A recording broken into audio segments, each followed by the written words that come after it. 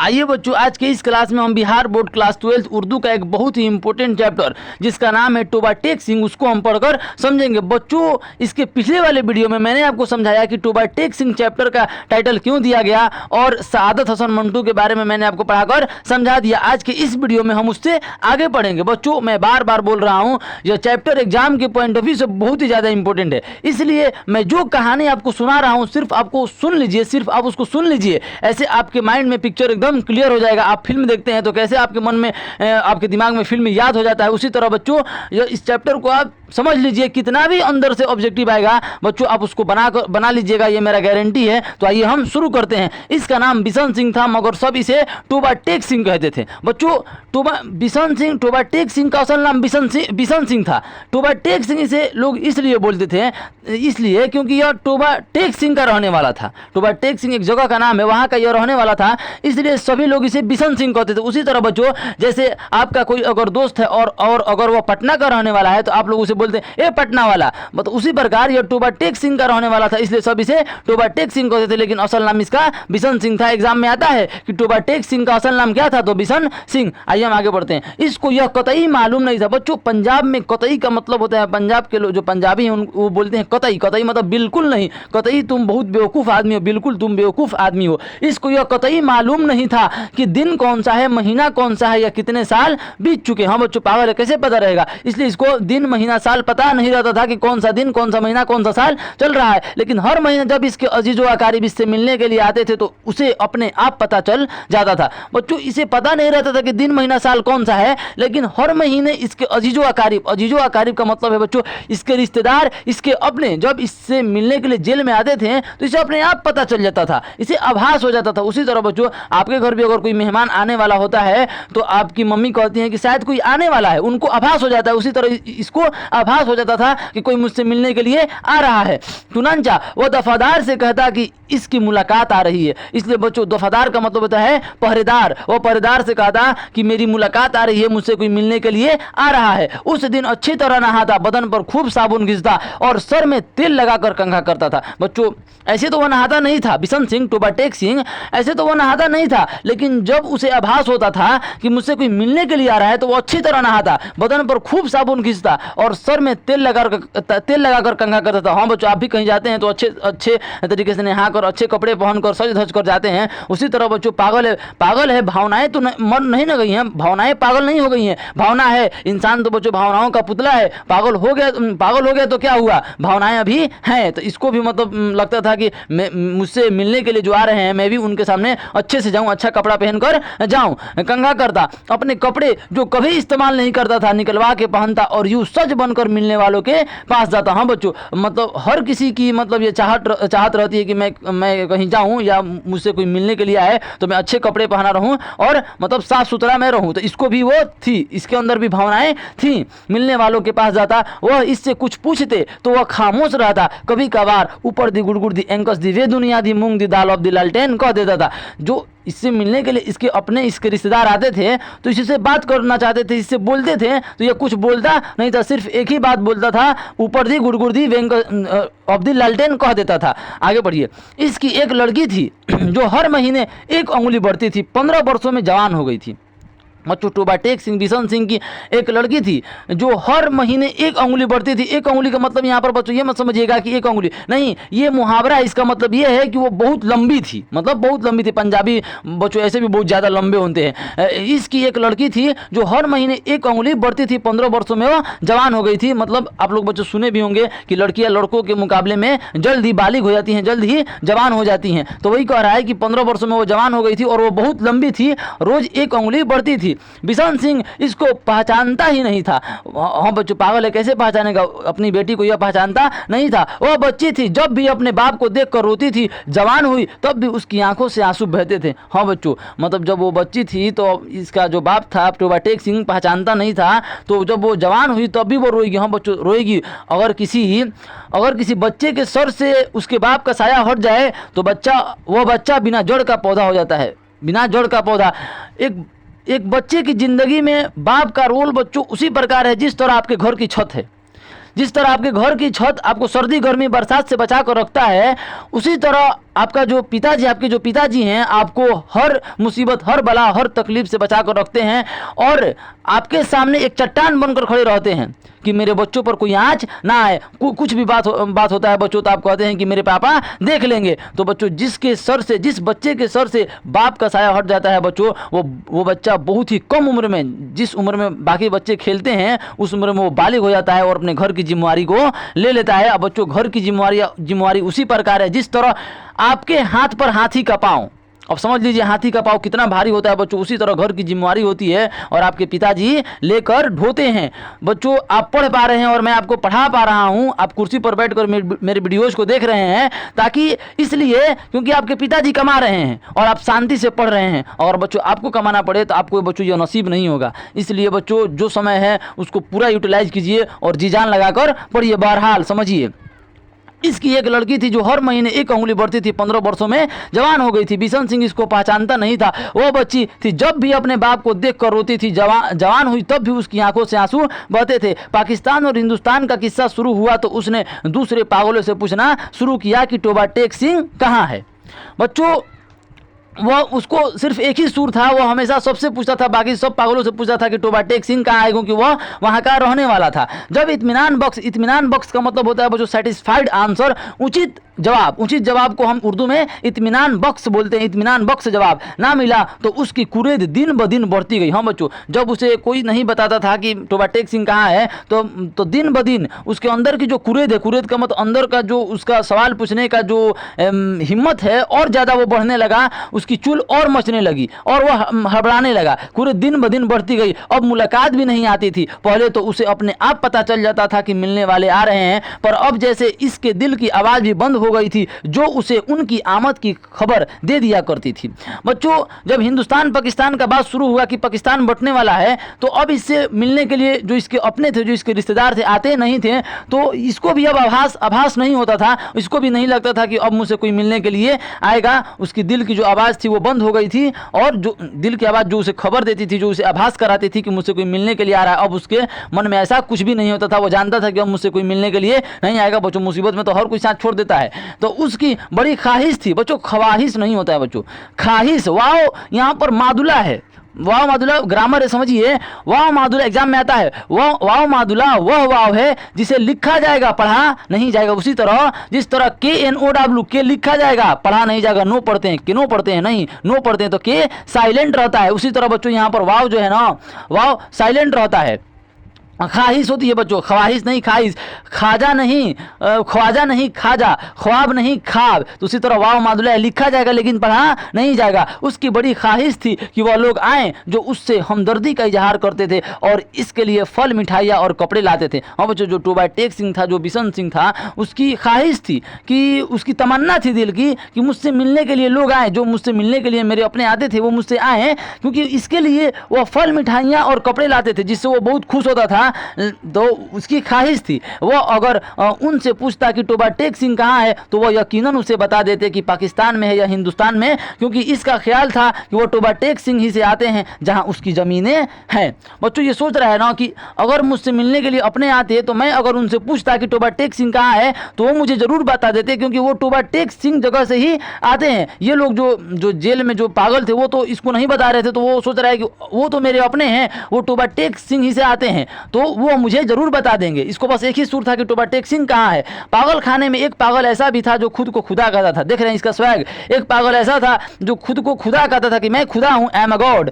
उससे जब एक रोज बिशन सिंह मतलब हाँ टोबा टेक सिंह, बच्चों बिशन सिंह ही टोबा टेक सिंह है, बल्लू ही बालवीर है, गंगाधर ही शक्तिमान है। उसी प्रकार जब एक रोज बिशन सिंह ने पूछा कि टोबा टेक सिंह पाकिस्तान में है या हिंदुस्तान में, तो उसने हस्बे आदत, बच्चों हस्बे आदत का मतलब होता है हमेशा की तरह आदत, हस्बे आदत कह कहा लगाया। कह कहा मतलब बच्चों होता है हंसा, और कहा वह पाकिस्तान में है ना हिंदुस्तान में, इसलिए कि हमने अभी तक हुक्म नहीं दिया। वो बोल रहा है कि टोबा टेक सिंह ना हिंदुस्तान में है ना पाकिस्तान में, क्योंकि मैंने अभी तक हुक्म नहीं दिया, इसका स्वैग ही अलग है। बिशन सिंह ने इस खुदा से कई मरतबा बड़ी मन्नतों समाजत से कहा कि वह हुक्म दे दे ताकि झंझट खत्म हो। बिशन सिंह जो था वो कह रहा था उस पागल से, मुस्लिम पागल था वो, उससे कह रहा था कि तुम ऑर्डर दे दो कि टोबा टेक सिंह कहाँ है ताकि ये झंझट जो है मेरे मन में जो डाउट है वो खत्म हो जाए, लेकिन वो देता नहीं था। मगर वो बहुत मसरूफ था, इसलिए कि उसे और बेशुमार हुक्म देने थे।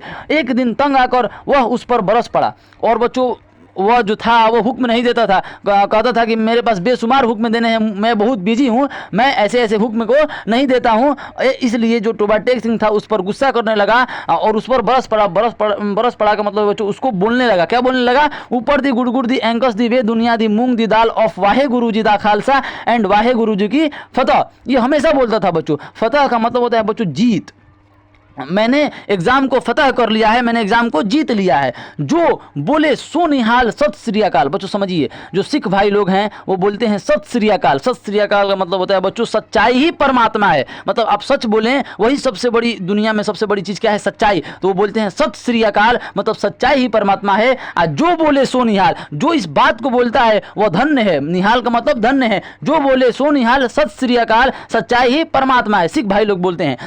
इसका शायद यह मतलब था कि तुम मुसलमानों के खुदा हो, सिखों के खुदा होते तो ज़रूर मेरी सुनते। जो टोबा टेक सिंह थे ये तो सिख थे, ये सिख था, तो ये कहता था कि तुम मुसलमानों के खुदा हो इसलिए तुम मेरा बात नहीं सुन रहे क्योंकि मैं सिख हूँ और तुम मुसलमान हो। अगर तुम सिखों के खुदा होते तो ज़रूर मेरी बात सुनते। तबादले से कुछ दिन पहले टोबा टेक सिंह का एक मुसलमान जो इसका दोस्त था मुलाकात के लिए आया। कह रहा है बच्चों कि तबादला, अब जो टोबा टेक सिंह जो बिशन सिंह है वो तो हिंदुस्तान चला जाएगा क्योंकि यह तो हिंदू है ना, तो जो हिंदू कैदी थे उनको हिंदुस्तान भेजा जा रहा था।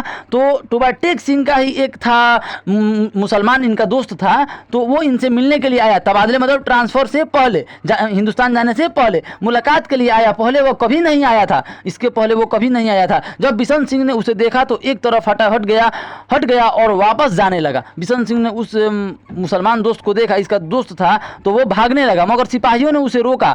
यह तुमसे मिलने आया है, तुम्हारा दोस्त फजलुद्दीन है। हाँ बच्चों, लेकिन सिपाहियों ने उसको रोका, टोबा टेक सिंह को रोका और बोला कि यह तुम्हारा दोस्त है, तुमसे मिलने के लिए आया है और उसका नाम क्या था? फजलुद्दीन। एग्जाम में आता है कि टोबा टेक सिंह से मिलने के लिए जो शख्स आया था उसका नाम क्या था? तो फजलुद्दीन। बिशन सिंह ने फजलुद्दीन को एक नज़र देखा और कुछ बड़बड़ाने लगा। फजलुद्दीन ने आगे बढ़कर इसके कंधे पर हाथ रखा।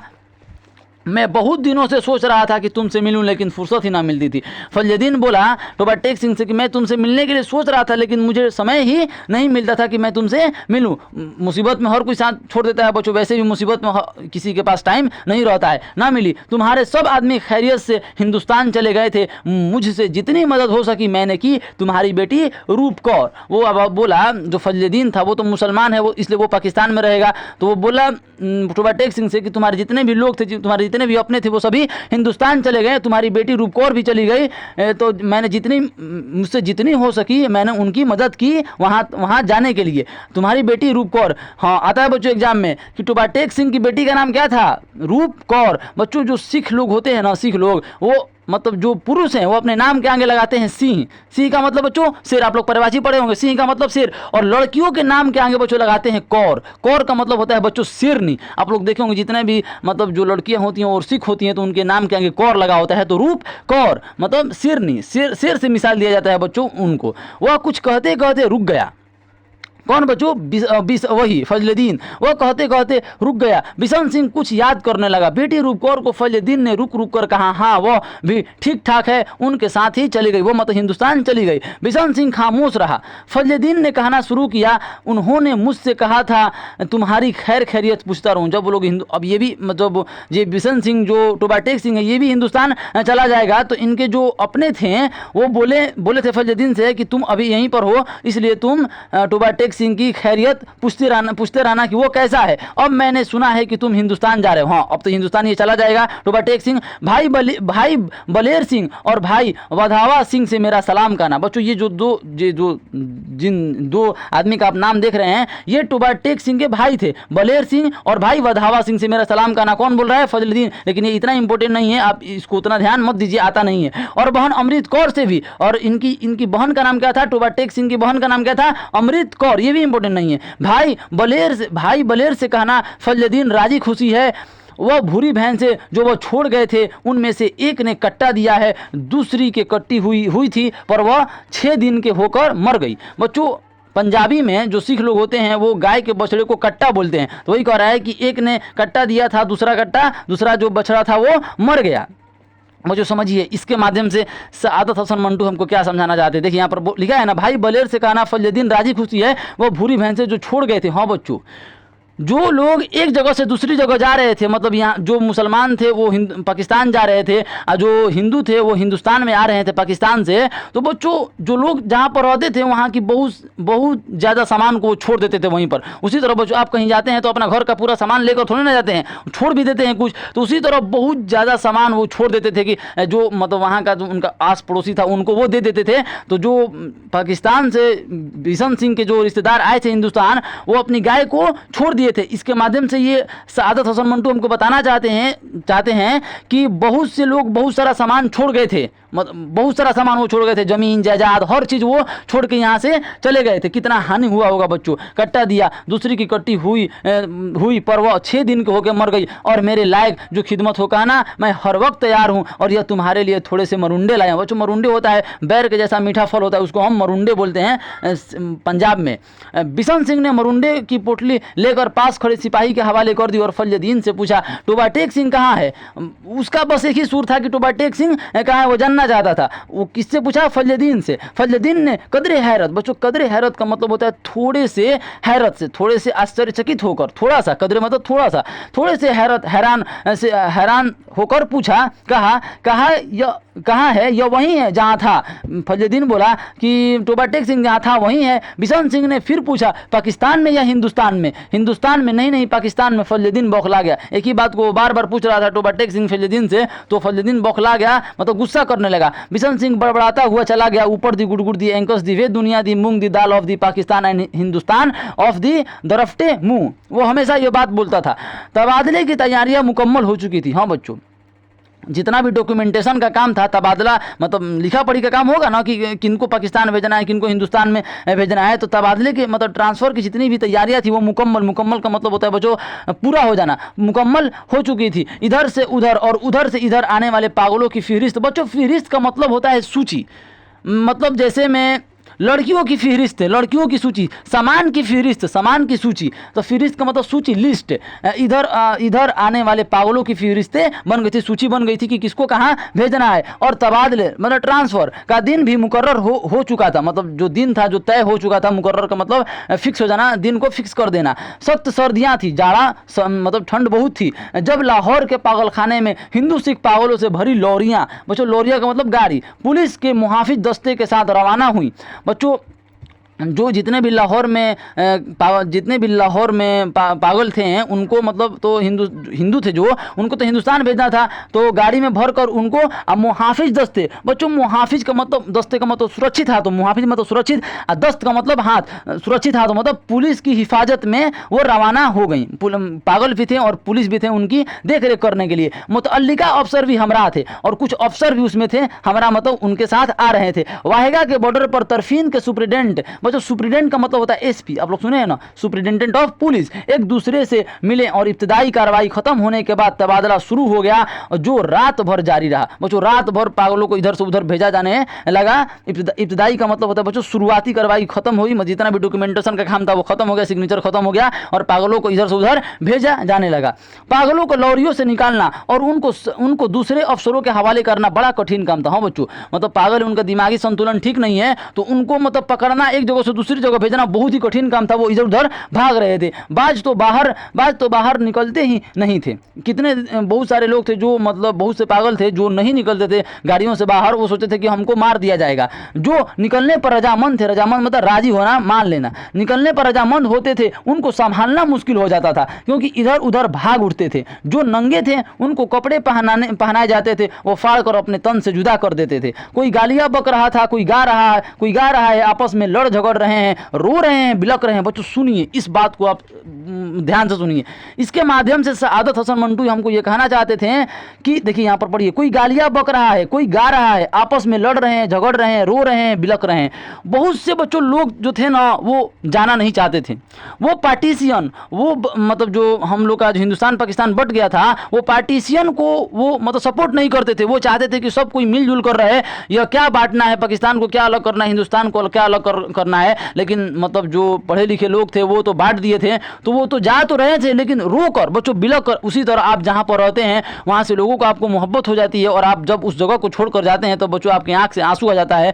आप 12th में हैं, 12th से जब आप निकलिएगा तो आपकी आंखों से आंसू आ जाएगा, क्योंकि बच्चों बहुत से आपके जो साथी हैं वो बिछड़ जाएंगे आपसे, तो आपकी आंखों में तो आंसू आ जाएगा, क्योंकि आप इंसान जो है वो इमोशन का पुतला है बच्चों। तो बहुत से लोग थे जो बिलक रहे थे, जहाँ पर वो थे उसको वो छोड़ना नहीं चाहते थे, लेकिन बच्चों मजबूरी में उनको छोड़ना पड़ा। तो वही इसके माध्यम से सआदत हसन मंटू हमको कहना चाहते हैं, आपस में लड़ रहे हैं, झगड़ रहे हैं, रो रहे हैं, बिलक रहे हैं। बहुत से लोग रो रहे थे कि मुझे मत बांटो, हम लोग को एक में ही रहने दो। लेकिन क्या कीजिएगा बच्चों, सुनिए आगे। आवाज़ सुनाई नहीं देती, पागल औरतों का शोरो गोगा अलग था, और सर्दी इतनी कड़ाके की थी कि दांत से दांत बज रहे थे, बहुत ज़्यादा ठंडी थी। पागलों की अक्सरियत इस तबादले के हक में नहीं थी। हाँ बच्चों देखिए, इसके माध्यम से कहना चाहते हैं, यहाँ पर उन्होंने पागलों को लिया है, लेकिन वो समझाना चाहते हैं पागलों की अक्सरियत इस तबादले के हक में नहीं थी। मतलब वो कहना चाहते हैं कि बहुत से लोग थे जो तबादला, मतलब जो नहीं चाहते थे कि इंडिया पाकिस्तान अलग हो, हम सब एक बन के रहें, हम सब मिलजुल कर रहें। लेकिन क्या कीजिएगा, मतलब जाना पड़ा, लेकिन जा भी रहे थे बच्चों तो मजबूरी में जा रहे थे। पागलों की अक्सरियत का मतलब होता है ज़्यादातर, इस तबादले के हक में नहीं थी, इसलिए कि उनकी समझ में नहीं आता था कि उन्हें अपनी जगह से उखाड़ कर कहां फेंका जा रहा है। बच्चों बहुत से लोग थे जो कम पढ़े लिखे थे, वो सोच रहे आखिर हमको कहां भेजा जा रहा है, आखिर क्या हो रहा है ये। तो वही उसी प्रकार कहां फेंका जा रहा है। वो चंद जो कुछ सोच सकते थे, पाकिस्तान जिंदाबाद और पाकिस्तान मुर्दाबाद के नारे लगा रहे थे। 2-3 मरतबा फसाद होते होते बचा, क्योंकि बाद मुसलमानों और सिखों को यह नारा सुनकर तैस आ गया। बच्चों बहुत से जो पागल थे उसमें से कहते थे हिंदुस्तान जिंदाबाद पाकिस्तान मुर्दाबाद। तो जो सिख भाई लोग थे, जो सिख पागल थे, उसको सुनकर वो मतलब गुस्सा करते थे, और वो तैस मतलब गुस्सा में आ जाते थे। जब बिशन सिंह की बारी आई और वाहेगा मतलब बॉर्डर, वाहेगा के उस पार मुतअल्लिका अफसर उसका नाम रजिस्टर में दर्ज करने लगा, तो उसने पूछा टोबा टेक सिंह कहाँ है, पाकिस्तान में या हिंदुस्तान में। जब उसको हिंदुस्तान में लाने के लिए डॉक्यूमेंटेशन का काम हो रहा था, मतलब अफसर काम कर रहे थे, तो अफसर से टोबा टेक सिंह पूछा कि टोबा टेक सिंह कहाँ है, हिंदुस्तान में है कि पाकिस्तान में। मुतअल्लिका अफसर हंसा, जो अफसर वहाँ जो ऑफिसर था, अफसर मतलब ऑफिसर, तो वो हंसा, वो बोला कि पाकिस्तान में है, टोबा टेक सिंह पाकिस्तान में है। यह सुनकर बिशन सिंह उछल एक तरफ हटा और दौड़कर अपने बाकी मानिंदा साथियों के पास पहुंच गया। यह सुनते ही कि पाकिस्तान में है तो वो हिंदुस्तान आने के लिए वो राजी नहीं था, कह रहा था कि मैं जहां हूं मैं वहीं पर रहूंगा, मुझे जाना नहीं है। यह सुनकर बिशन सिंह उछलकर एक तरफ हटा, वो बोला कि मैं नहीं जाऊंगा हिंदुस्तान में, और दौड़कर अपने बाकी साथियों मानिंदा मतलब बाकी साथियों जहां पर वो रहता था उसको अपने आसपास के लोगों से लगाव हो गया था, उनके पास वो चला गया और उनसे बोला कि मैं नहीं जाऊंगा, मैं तुम लोगों के साथ रहना चाहता हूं। तो इसके माध्यम से सआदत हसन मंटू हमको समझाना चाहते थे कि बहुत से लोग जहां पर रहते थे बच्चों, उनको वहां के लोगों से प्रेम हो गया था और उनको छोड़कर वो जाना नहीं चाहते थे। पाकिस्तानी सिपाहियों ने उसे पकड़ लिया और दूसरी तरफ ले जाने लगे, मगर उसने चलने से इनकार कर दिया। वो जाना ही नहीं चाहता था, वो बोलता था कि मैं नहीं जाऊंगा, मैं जहां हूं मैं वहीं पर रहूंगा। देखिए इसके माध्यम से वो बताना चाहते, पाकिस्तानी सिपाहियों ने उसे पकड़ लिया और दूसरी तरफ ले जाने लगे, मगर उसने चलने से इनकार कर दिया। टोबा टेक सिंह यहाँ है, और जोर जोर से चिल्लाने लगा। वो जोर जोर से चिल्लाने लगा कि मैं नहीं जाऊंगा, मैं यहीं पर रहूंगा। ऊपर दी गुड़गुड़ दी एंकस दी वे दुनिया दी मूंग दी दाल ऑफ टोबा टेक सिंह एंड पाकिस्तान, वो बोलने लगा। वो हमेशा इस बात को बोलता था। इसे बहुत समझाया गया कि देखो टोबा टेक सिंह हिंदुस्तान में चला गया है, अगर नहीं गया तो उसे फौरन वहाँ भेज दिया जाएगा। जो अफसर थे उसको समझाएं कि देखो जहाँ अब ये टोबा टेक सिंह हिंदुस्तान में चला गया, तुमको हिंदुस्तान जाना पड़ेगा, तुम यहाँ का जगह तुम छोड़ दो। लेकिन वो मानता नहीं था, वो बोला कि मैं जहाँ हूँ मैं वहीं पर रहूँगा, मगर वो ना माना। जब उसको ज़बरदस्ती दूसरी तरफ ले जाने की कोशिश की गई तो वह दरमियान मतलब बीच में एक जगह इस अंदाज पर अपनी सूजी हुई टांगों में खड़ा हो गया जैसे अब इसे कोई ताकत वहाँ से हिला नहीं सकेगी। बच्चों जब इसे लोग खींच रहे थे तो वो एक जगह खड़ा हो गया, अब खड़ा हो गया तो वहाँ से हिल ही नहीं रहा था। वो बोल रहा था कि मैं जाऊँगा ही नहीं, आप लोग कुछ भी कर लीजिए, मैं नहीं जाऊँगा। बच्चों बहुत से लोग थे जो जाना नहीं चाहते थे, लेकिन पुलिस और लोग ज़बरदस्ती उनको ले जा रहे थे और वो बहुत रो रहे थे, बिलक रहे थे। बच्चों इसके माध्यम से हमको समझाना चाहते थे सआदत हसन मंटू आदमी चूंकि बेजरर था, बेजरर मतलब वो लड़ाई झगड़ा नहीं करता था, किसी के साथ लड़ाई झगड़ा वो नहीं करता था, बेजरर का मतलब है, इसलिए इससे मजीद जबरदस्ती ना की गई। इस वो सीधा साधा था बच्चों, इस इंसान भी बच्चों मतलब मुंह तो आ ही जाएगा ना कि किसी से लड़ाई झगड़ा नहीं करता, इसको क्या मारना है क्या पीटना है, छोड़ दो इसको, नहीं जा रहा तो मत जाए। आदमी चूंकि बेजरर था इसलिए इससे मजीद जबरदस्ती ना की गई, इससे जबरदस्ती नहीं की गई कि ये सीधा साधा इंसान इसको मारकर क्या मिलेगा, इसको वही खड़ा रहने दिया गया और तबादले का बाकी काम होता रहा। उसको छोड़ दिया कि तुम भैया यहीं पर हो, तुमको कोई कुछ नहीं बोलेगा। सूरज निकलने से पहले साकितो सामित बिशन सिंह के हलक से एक फलक सुगाभ चीख निकली। बच्चों जहाँ पर वो खड़ा था, साकित का मतलब होता है एक जगह खड़ा हो जाना और सामित का मतलब होता है बच्चों चुपचाप खड़ा हो जाना। तो बच्चों जैसे ही सुबह हुआ ना तो वहाँ से एक आवाज़, उसके मुँह से एक सुगाभ मतलब छोटी सी आवाज़ निकली। इधर उधर कई अफसर दौड़े आए और देखा कि वह आदमी जो चंद वर्षों तक दिन रात, जो 15 वर्षों तक दिन रात अपनी टांगों पर खड़ा रहा, औंधे मुंह लेटा हुआ। बच्चों वो मर चुका था, बच्चों वहीं पर गिर कर वो मर चुका था, लेकिन वो हिंदुस्तान आने के लिए वो राजी नहीं था कि मैं नहीं जाऊंगा, मैं जहाँ हूँ मैं वहीं पर रहूँगा। और वो बच्चों औंधे मुँह मतलब अपने मुँह को मतलब ज़मीन की तरफ करके वो लेटा हुआ था और उसकी जान निकल गई थी। उधर खारदार तारों के पीछे हिंदुस्तान था, इधर वैसे ही तारों के पीछे पाकिस्तान। दरमियान में ज़मीन के उस टुकड़े पर जिसका कोई नाम नहीं था बच्चों टोबा टेक सिंह पड़ा था। ऐसी जगह पर टोबा टेक सिंह का इंतकाल हुआ, ऐसी जगह पर अपनी जगह बना लिया जहां जिसका कोई नाम नहीं था। बच्चों इस कहानी को बच्चों आप हंसिए मत, बल्कि इस कहानी को आप बहुत ही संजीदगी के साथ समझिए। इस कहानी के माध्यम से टोबा टेक सिंह ये कहना चाहते हैं कि जब पागलों के दिल में, जब पागल वो हैं, उनका दिमागी संतुलन ठीक नहीं है, जब वो एक जगह से दूसरी जगह नहीं जाना चाहते थे, वो इस बदलाव को, वो इस पार्टीशन को कबूल नहीं करना चाहते थे, तो हमारे पढ़े लिखे लोग जिनका दिमाग बहुत ही ज़्यादा तेज है वो कैसे इस देश को बांट दिए। आखिर क्यों बांटे इस देश को? अगर वो भी अगर पागलों की तरह सोच लेते हैं तो हमारा देश बढ़ता नहीं और हम दो भाग नहीं होते। बच्चों इस आपने जो पढ़ा इसमें एक साफ साफ लिखे हैं, सादा सा मंटू सुनिए, यहाँ पर पढ़िए।